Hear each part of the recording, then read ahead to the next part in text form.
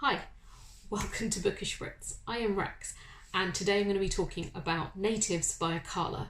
So I read this last year, and I recently went back and listened to some of it on the audiobook again, because I was reading an article and it reminded me of a bit and I wanted a quick reminder, and then I'd found out that the audiobook is narrated by Akala himself, so you get the benefit of hearing him speak in his own words, and he is so wonderfully articulate, and it's something that really came across in the book, that it was so well written and so beautifully constructed, and he himself is such an enigmatic character. Well, I say character, but he's an enigmatic person, I should say, that the whole thing is a joy to read. I mean, don't get me wrong, he talks about some very difficult things. He's talking about, growing up as a mixed race child in the UK and the racial politics that comes into that.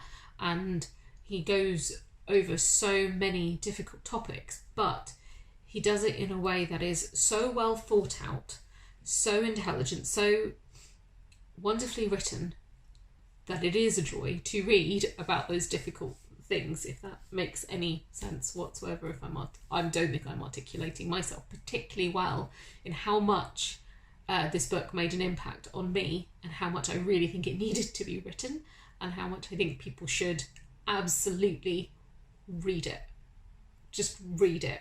We follow, you've got at least the narrative that we're following is across his life from childhood to becoming an adult and becoming successful and what that means, but the wider political situation and how that influenced almost every aspect of his life, which isn't a surprise, but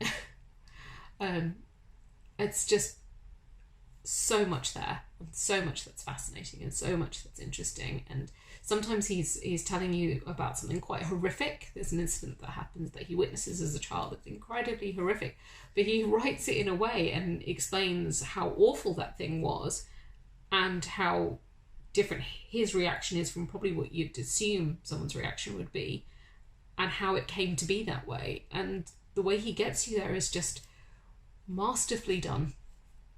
Really, it is. And yeah, there's the narrative throughout it is like that. It's never self-pitying or indulgent in any way. It's, yeah, again, I think I'm rambling about this book, and I'm rambling because there is so much that I want to say about it, but also don't want to give away anything, because I don't want to rob anyone of the experience of reading it and enjoying it, and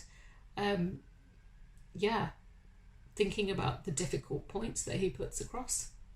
So if you want, while we're in lockdown, so I'm filming this while locked in my house, if you want something that's going to make you think and really challenge you and be a pleasure to read, this is the book. Pick it up. It's really cheap. I got it for like 99p on the Kindle. I hope it's still that cheap for, well, not for the author. He probably should make a great deal more money off of it, but good book.